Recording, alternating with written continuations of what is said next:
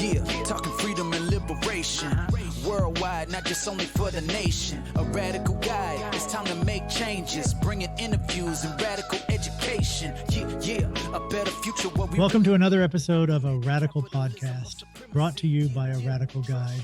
I'm your host, Jason Bayless, and today we're embarking on an intellectual journey through the intricate landscape of anarchist thought.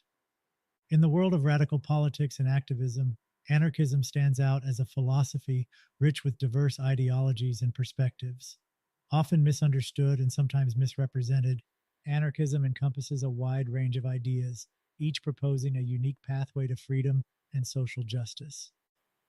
In today's episode, we're diving into the two main categories framing the vast spectrum of anarchist thought: social and individualist anarchism. While these categories overlap and intertwine in complex ways, they offer us a framework to understand the multifaceted nature of anarchist philosophy. Social anarchism, with its emphasis on collective action, communal responsibility, and mutual aid, envisions a society where cooperative efforts lead to communal well-being. It's a school of thought that has historically driven significant social movements, advocating for a world free from oppressive structures and hierarchical power dynamics. On the other side, we have individualist anarchism. Here, the focus shifts to the autonomy of the individual, the right to self-determination, and skepticism towards authority. This branch of anarchism champions personal freedom, advocating for minimal interference from the state and other institutions in the lives of individuals. Throughout this episode, we'll explore how these two categories house various ideologies like Anarcho-Communism, Anarcho-Syndicalism, Mutualism, classical individualist anarchism, and Egoist anarchism. We'll dive into their historical roots, key figures, and how these ideologies manifest in today's world of activism and resistance. Let's go! As we explore anarchist thought, we begin with social anarchism, a category defined by its focus on collective action and communal responsibility. Several ideologies offer distinct perspectives on achieving a society rooted in cooperation and mutual aid within this broad category. One such ideology, which we will jump into first, is Anarcho-Communism. Anarcho-Communism is a branch of anarchist thought that envisions a society where communal well-being is paramount and hierarchical structures like the state and capitalism are dismantled. Let's explore this ideology's roots, key figures, and impact. Anarcho-Communism challenges traditional power structures and economic systems.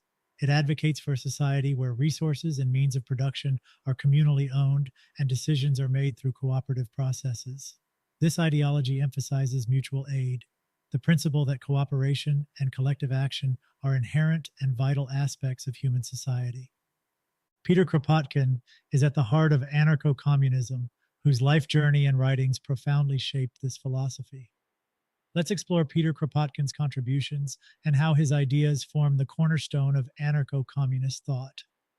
Born into Russian aristocracy in 1842, Kropotkin's path was anything but conventional. Turning away from his privileged upbringing, he became increasingly attuned to social injustices. His geographical expeditions, particularly in Siberia, were eye-opening. Here, he observed that cooperation was crucial for survival in harsh conditions, challenging the prevalent belief that competition was the primary driver of evolution.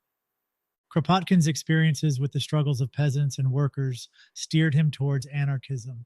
He saw in this ideology a pathway to dismantle oppressive systems, advocating for a society rooted in mutual aid and voluntary cooperation. This pivotal work by Kropotkin outlines a society that operates on collective effort and resource-sharing principles. He advocates for eliminating private property in the state, picturing self-sufficient and self-governed communities grounded in mutual aid. In his book, Mutual Aid, A Factor of Evolution, Kropotkin counters the dominant interpretations of Darwin's evolution theory, presenting evidence from nature and human societies that cooperation, not competition, is vital for the success and survival of species, including humans.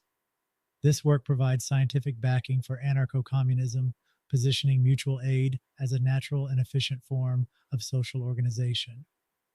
Kropotkin's groundbreaking ideas offered a profound alternative to his era's capitalistic and authoritarian structures. His focus on mutual aid and cooperation as intrinsic human characteristics laid a solid philosophical groundwork for anarcho-communism, giving not just a critique of existing systems, but also a tangible vision for a society based on solidarity and communal welfare. The story of Peter Kropotkin, evolving from a prince to a preeminent anarchist thinker, is a powerful illustration of the impact of progressive thought. His legacy resonates with those striving for a fair and cooperative world, underscoring the deep-seated nature of mutual aid and cooperation in our collective human experience. Our exploration of anarcho-communism wouldn't be complete without discussing Élisée Reclus, a geographer whose profound connection with the natural world deeply influenced his anarchist beliefs. Élisée Reclus was a renowned French geographer and writer in the 19th century. Born into a Protestant family with strong progressive values, Reclus developed an early interest in nature and social issues. His extensive travels and geographical studies exposed him to various cultures and political systems, fueling his critique of societal inequalities and environmental destruction. Reclus was unique in merging his geographical expertise with his anarchist ideology. He saw the earth as a living organism where every element, including human societies, was interconnected. This perspective led him to advocate for a society that lives harmoniously with the natural world, respecting ecological balance and sustainability. In his vision of anarcho-communism, Reclus emphasized the importance of creating societies that align with natural laws and principles. He believed that just as ecosystems function through cooperative and symbiotic relationships, human societies should operate on similar principles of mutual aid and cooperation.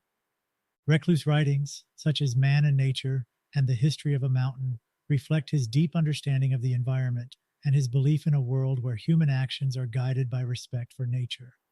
His work contributed to the broader anarchist movement by providing a framework for understanding how social change can be aligned with ecological principles. Reclus' ideas were ahead of their time, combining environmentalism with radical politics. Today, his vision resonates strongly in discussions about sustainable living and eco-anarchism. He remains a pivotal figure for those who seek to build societies free from oppressive structures, but also in tune with the natural rhythms of our planet.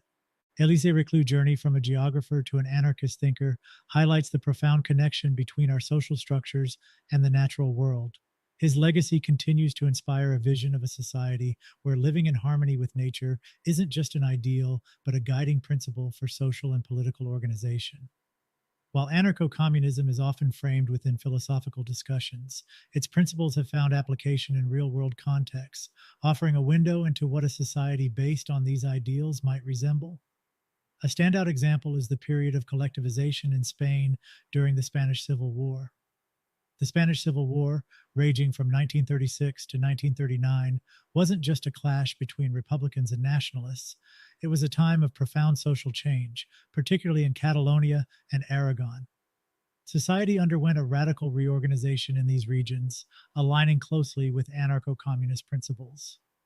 To fully grasp the application of anarcho-communism during this period, it's essential to understand a related concept, Anarcho-Syndicalism. Anarcho-Syndicalism is a strand of anarchism concentrated on the labor movement. It champions direct action and labor unions as tools for revolutionary change, aiming to dismantle and replace the capitalist system with a decentralized network of federated workers' councils.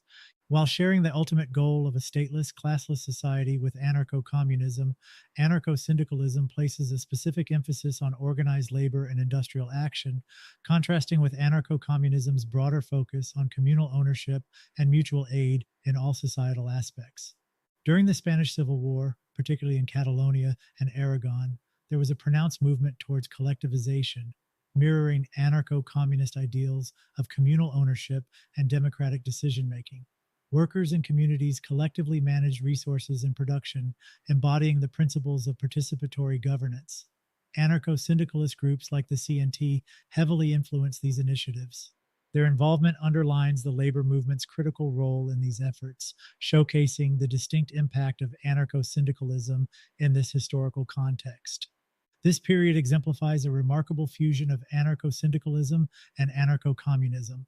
The combination of labor organization with communal decision making shows how these two forms of anarchist thought can enhance and reinforce each other in practice, demonstrating their adaptability and interconnectedness in addressing specific social and political challenges. The Spanish Civil War serves as a powerful illustration of anarcho-communist principles in action and an insightful example of how different anarchist ideologies can converge to shape societies. This historical episode offers valuable lessons on the capacity of societies to structure themselves around mutual aid, communal ownership, and direct democracy, proving that these concepts, often theoretical, can be and have been realized, creating real-world models of equitable and cooperative living. It's a compelling reminder of the practical potential of these ideas, underscoring their relevance and applicability in striving for more just and egalitarian communities. In this sense, the Spanish Civil War offers more than just a historical account. It provides a living testament to the power of anarchist ideologies when put into practice. It's an inspiration and a guide, showing us the transformative possibilities when communities come together to embody principles of anarcho-communism and anarcho-syndicalism, creating a society that truly reflects the collective will and cooperative spirit. Earlier, we briefly touched upon anarcho-syndicalism in the context of the Spanish Civil War. Now, let's explore this influential branch of anarchism more deeply, understanding its focus on labor movements, direct action, and workers' control over production. At the heart of anarcho-syndicalism is the empowerment of workers. This ideology advocates for direct action by workers, bypassing intermediaries like political parties or leaders. The ultimate aim is to achieve control over the means of production, creating industries and workplaces democratically managed by those who work in them. In the 1930s, Spain is a vivid illustration of anarcho-syndicalism in action. The CNT, Confederación Nacional del Trabajo, played a crucial role in mobilizing workers and peasants, fighting against fascist forces and revolutionizing the structure of Spanish society. Workers took democratic control of factories and farms, creating a cooperative and hierarchy-free societal model. In Italy, amid industrial growth and worker unrest, anarcho-syndicalism emerged as a significant force. The Italian syndicalist union, Unione Sindacale Italiana, organized strikes and advocated for workers' management of industries, challenging both the capitalist model and the emerging fascist regime under Mussolini. In France, the Confédération Générale du Travail, CGT, influenced by anarcho-syndicalist thought, was instrumental in organizing the 1936 general strike. This action led to significant labor reforms, demonstrating the power of organized labor and direct action in achieving social change. The Industrial Workers of the World, IWW, or the Wobblies, embodied anarcho-syndicalist principles in the U.S. Their inclusive approach and radical tactics, including the Bread and Roses strike and the Colorado coal strikes, left a lasting impact on the American labor movement. The IWW's call for the complete abolition of the wage system set them apart from other labor organizations, showcasing their dedication to a radical overhaul of economic relations. Anarcho-syndicalism's influence, stretching from Italy and France to the United States, underscores its crucial role in shaping the global labor movement. Whether it was standing against fascism in Italy, advocating for labor rights in France, or pursuing a radical restructuring of labor relations in the United States, anarcho-syndicalism has been pivotal in redefining labor dynamics. The principles of anarcho-syndicalism continue to resonate in contemporary labor movements. Its emphasis on grassroots action and democratic control of workplaces has shaped various modern labor struggles and tactics. The idea that workers can and should manage their own workplaces remains a powerful element of radical labor politics. In a world where economic inequalities are increasing and workers face numerous challenges, anarcho-syndicalism's focus on direct action and self-management offer a model for empowering workers and confronting existing power structures. It provides a framework for imagining alternative economic systems that are more equitable and democratic. As we continue to explore the diverse facets of social anarchism, we come to an essential school of thought, mutualism. Pioneered by Pierre-Joseph Proudhon, mutualism offers a unique blend of individual freedom and communal responsibility, laying the necessary groundwork for later anarchist theories. Born in 1809 in France, Proudhon became one of the first thinkers to describe himself as an anarchist. His philosophy of mutualism arose in the context of the burgeoning Industrial Revolution and the growing class struggles of the time. Proudhon's mutualism centers around the idea of reciprocal exchange and cooperation. He advocated for a society where individuals engage in free and voluntary exchange within a market, but without the exploitation typical of capitalist systems. Mutualism emphasizes the importance of mutual aid, workers' self management, and cooperatives. In this groundbreaking work, Proudhon famously declared, "Property is theft." He critiqued the idea of private property, arguing that it leads to social inequality and exploitation. Instead, he proposed a system where property is used and managed collectively for the benefit of all. Proudhon envisioned a society where individuals and groups could exchange goods and services equitably without the hierarchy and inequality inherent in capitalist economies. Proudhon's ideas significantly influenced the anarchist movement, providing a framework that balances individual autonomy with collective responsibility. Mutualism continues to inform modern anarchist thought, particularly in discussions about economic organization, cooperative ventures, and alternatives to capitalist structures. Pierre-Joseph Proudhon's mutualism remains a cornerstone of social anarchism, offering a vision of society that harmonizes individual initiative with communal well-being. His critique of property and advocacy for economic reciprocity challenges us to rethink traditional economic systems, inspiring ongoing efforts to build more equitable and cooperative communities. As we transition from the communal focus of social anarchism, let's turn our attention to individualist anarchism. This distinct branch emphasizes the autonomy and rights of the individual. Individualist anarchism places the individual at the center of its philosophical framework. It champions personal freedom, autonomy, and self-determination, opposing coercive social structures, including the state and often traditional capitalist systems. This form of anarchism values individual rights, voluntary association, and mutual respect for personal liberty. Within individualist anarchism, figures like Benjamin Tucker and Lysander Spooner stand out for their influential contributions. Their ideas and writings provide a foundation for understanding this branch of anarchism. A central figure in the world of classical individualist anarchism is Benjamin Tucker. His life journey and intellectual contributions significantly shaped this branch of anarchism. Let's dive into the story of Benjamin Tucker and how his ideas became a fundamental part of individualist anarchist thought. Born in 1854 in Massachusetts, Tucker's early life set him on a path of radical thought. His exposure to the ideas of Josiah Warren, regarded as the first American anarchist, played a crucial role in shaping his philosophical orientation. Tucker's journey into anarchism was marked by his engagement with various social reform movements of the time. His intellectual curiosity led him to explore and eventually embrace the principles of individualist anarchism, focusing on the sovereignty of the individual and a free market approach devoid of state intervention. The collection of essays and editorials, instead of a book by a man too busy to write one, provides a comprehensive look at Tucker's anarchist philosophy. In it, Tucker critiques both state power and the exploitative aspects of capitalism.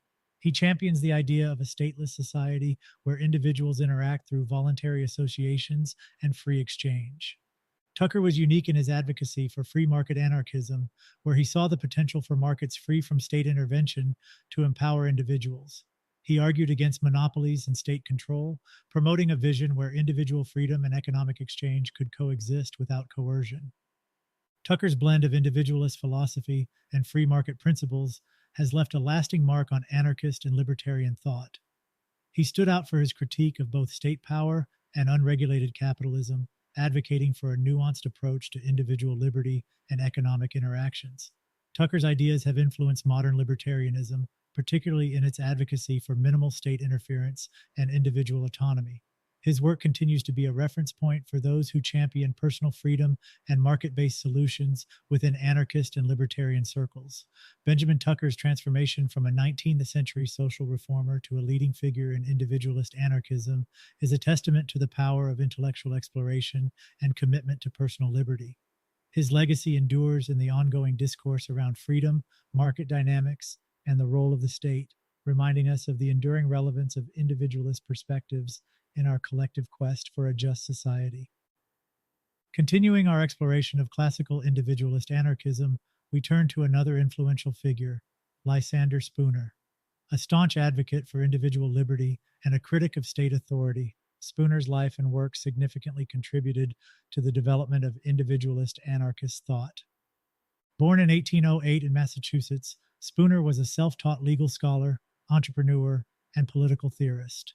His early experiences with failed business ventures and his battle against the legal monopoly of the bar in Massachusetts shaped his critical view of state power and monopolies. Spooner's dissatisfaction with the injustices he perceived in the legal system and government policies led him to embrace anarchism. He saw the state as an illegitimate entity that infringed on individual rights and freedom, advocating for a society organized around voluntary associations and contracts. In his seminal work, Spooner argues that the U.S. Constitution, as a social contract, holds no authority over individuals who did not explicitly consent to it. He challenges the legitimacy of the government, emphasizing the sovereignty of the individual. Spooner was a strong proponent of natural law and the inherent rights of individuals. He believed that people have the natural right to self-governance, free from external coercion, particularly from governmental institutions. Spooner's work, especially his critique of the state and legal system, has had a lasting impact on anarchist and libertarian ideologies. He is celebrated for his rigorous defense of individual rights and his challenges to the authority of government. His ideas continue to resonate in current debates about state power, individual liberty, and the nature of consent and contract in society. Spooner remains a reference point for those who question the legitimacy of governmental authority and champion the cause of individual freedom. The thoughts and writings of Benjamin Tucker and Lysander Spooner continue to be a significant influence in the sphere of individualist anarchism. Their dedication to individual autonomy, minimal state interference, and the vision of a society based on voluntary cooperation and market freedom offers a unique perspective within the broader anarchist tradition. As we navigate the diverse landscape of individualist anarchism, we encounter Max Stirner, a thinker whose ideas have sparked debate and reflection within and outside anarchist circles. While there is discussion about whether Stirner can be strictly categorized as an anarchist, his influence on individualist thought is undeniable. In his seminal work, The Ego and Its Own, Der Einzige und sein Eigentum in German, Stirner presents a radical view of individualism. He posits that the only real authority is the individual's own will, rejecting all external influences and constraints, be they societal, governmental, religious, or ideological. Stirner's concept of egoism is centered on the idea that individuals should prioritize their own self-interest and autonomy above all else. Stirner's critique extends beyond just the state. He challenges the very foundations of societal norms, moral principles, and collective ideologies. He argues that these are mere phantoms that people internalize, which then govern their lives artificially. According to Stirner, these constructs inhibit the true expression of the self, leading individuals to live in servitude to ideals and institutions that are external to their core selves. He sees these social structures as inherently repressive, limiting the individual's capacity for self-actualization and freedom. Stirner's work has been a source of inspiration for a strand of individualist anarchism that emphasizes absolute individual freedom and the rejection of collective social constructs. His ideas have contributed to the development of a form of anarchism that prioritizes personal autonomy and self-determination, challenging the traditional anarchist focus on collective action and communal organization. While Stirner himself might not fit neatly into the conventional anarchist mold, his ideas continue to influence contemporary discussions around individuality, autonomy, and resistance to authority. His perspective provides a critical lens through which to examine the nature of freedom and the role of social constructs in shaping human behavior and relationships. In exploring Max Stirner's philosophy, we confront challenging questions about the nature of individuality and freedom. His critique of social institutions and emphasis on the individual's will prompt us to examine how external influences shape our lives. Whether one considers Stirner an anarchist or not, his ideas contribute significantly to the ongoing discourse about personal autonomy and the limits of societal structures. Stirner's legacy in individualist anarchism serves as a reminder of the importance of critically examining the concepts and institutions that govern our lives, encouraging a deeper understanding of what it means to be truly free. As we explore individualist anarchism, we come across a pivotal figure, William Godwin. Often considered one of the forefathers of modern anarchism, Godwin's distinct approach to social and political thought provides a profound perspective on individual autonomy and rational discourse. Born in 1756 in England, Godwin's upbringing in a religious family led to early ideological conflicts, driving him to question established beliefs and the prevailing political and social order. His seminal work, Inquiry Concerning Political Justice, published amidst the tumult of the French Revolution in 1793, articulates his vision for a rational and just society. Godwin advocates for minimizing or abolishing the state, arguing that rational thinking and cooperation should supersede government control. Godwin argued that the institution of property leads to inequality and injustice. He proposed a society where rational cooperation gradually supersedes government, advocating gradual reform and enlightenment over violent revolution. Challenging traditional notions of political obligation, Godwin contended that government is inherently corrupt and true justice arises from the rational actions of individuals. Godwin believed that government represses individuals' capacity to reason and act morally, advocating for social change through reason and education. He envisioned a society where social progress stems from individual enlightenment, not imposed laws or institutions, emphasizing voluntary cooperation and organization. Godwin's moderate focus on rationality and moral judgment diverges from Max Stirner's radical egoism. Unlike Tucker and Spooner's emphasis on market freedom and individual rights, Godwin centered on rationality and moral philosophy, offering a unique lens within individualist anarchism.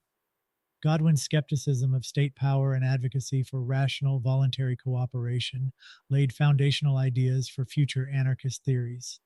His critiques of centralized power and vision for a rational society remain pertinent in contemporary discussions about government, individual freedom, and societal progress. William Godwin's legacy in individualist anarchism challenges us to rethink the power of rational thought and individual autonomy in shaping society. His work prompts us to reassess our relationship with government and authority and explore the potential of a society founded on reason, cooperation, and voluntary action. As we conclude our exploration of the diverse schools of thought within anarchism, from the collective focus of social anarchism to the autonomy-centric views of individualist anarchism, we recognize that we've only skimmed the surface of this rich and complex philosophy.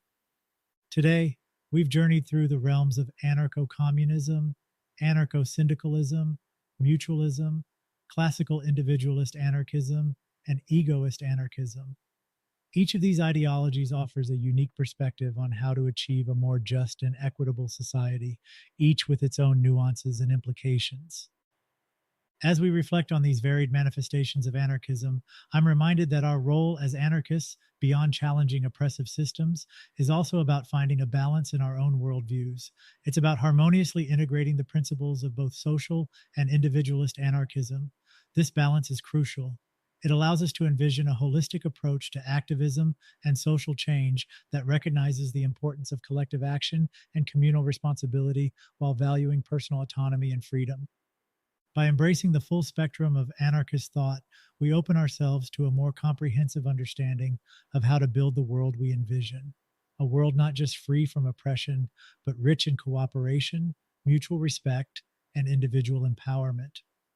This journey through anarchism is a reminder that the path to a better world is not linear or monolithic.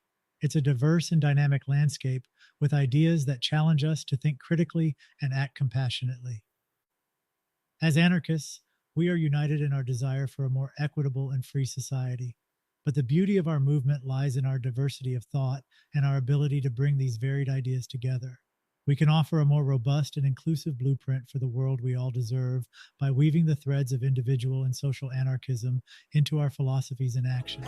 A radical guide, that's what this is, highlighting the diverse world of resistance. As we transition from our in-depth exploration of anarchism's diverse forms, let's discuss how you can continue this journey of discovery and activism through the resources available on A Radical Guide.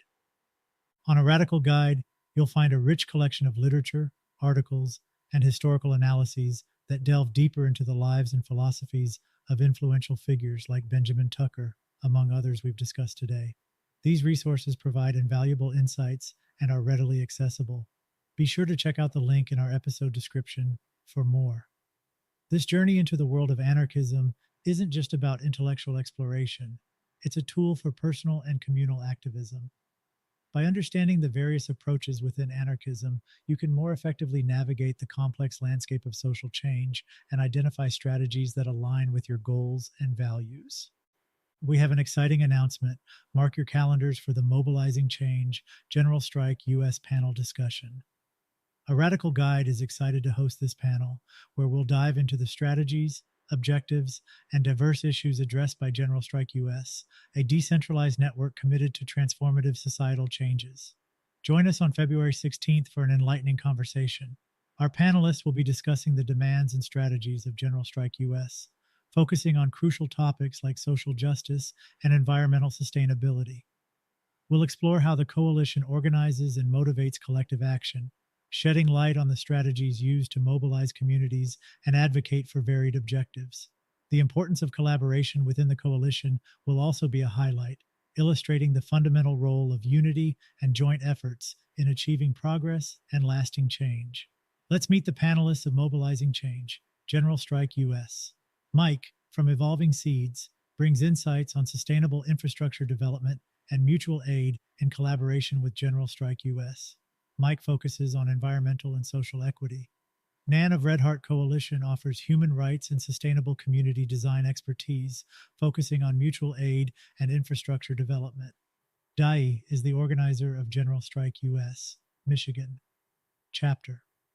Influenced by their Detroit background, Dai is committed to challenging systemic oppression and advocating for self-reliant communities.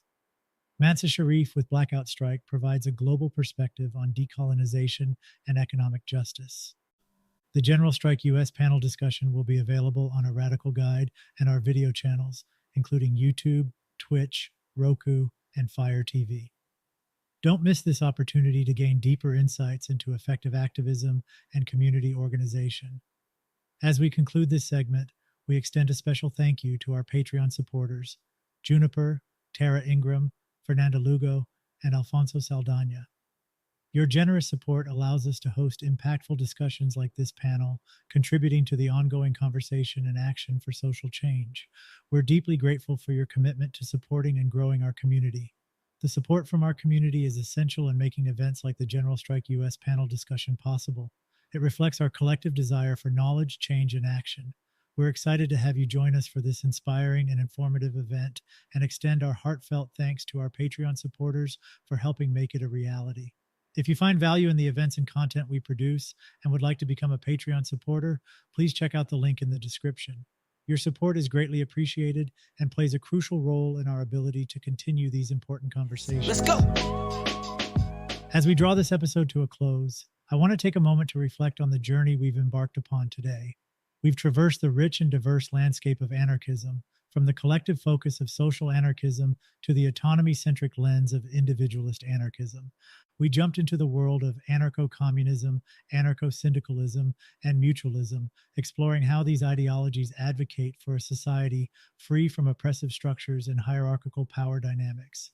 Each, in its own way, emphasizes the value of collective action, communal responsibility, and mutual aid. We also navigated the realms of classical individualist anarchism, egoist anarchism, and philosophical anarchism, encountering thinkers like Benjamin Tucker, Max Stirner, and William Godwin. These philosophies highlight the importance of individual autonomy, personal freedom, and skepticism towards authority. Our discussion today is just the beginning. Anarchism, with its myriad forms and interpretations, offers a vast world of ideas to explore. I encourage you to dive deeper, to read, to question, and to engage with these philosophies. A Radical Guide is here to support you on this journey with resources and discussions that can help illuminate your path. Whether you find yourself more aligned with social anarchism's emphasis on collective well-being or drawn to the individualist focus on personal autonomy, remember that these ideologies are not mutually exclusive. In our activism and in our quest for a better world, we can draw from both, creating a balanced approach that respects individual freedoms while striving for communal harmony and justice. Thank you for joining us. The conversations we've had today are just a small part of a much larger dialogue, one that we hope you will continue to be a part of. Keep challenging, keep questioning, and above all, keep striving for the change you wish to see in the world. Until next time, remember to follow ideas, not people. Yeah, talking freedom and liberation. Worldwide, not just only for the nation. A radical guide, it's time to make changes. Bringing interviews and radical education. Yeah, a better future, what we really need. Not rooted in capitalism or supremacy. Yeah, trust, you don't want to miss it. We bring the truth right to you, the past, present, and future. Let's go. A radical guide, that's what this is. Highlighting the diverse world of resistance. Let's go.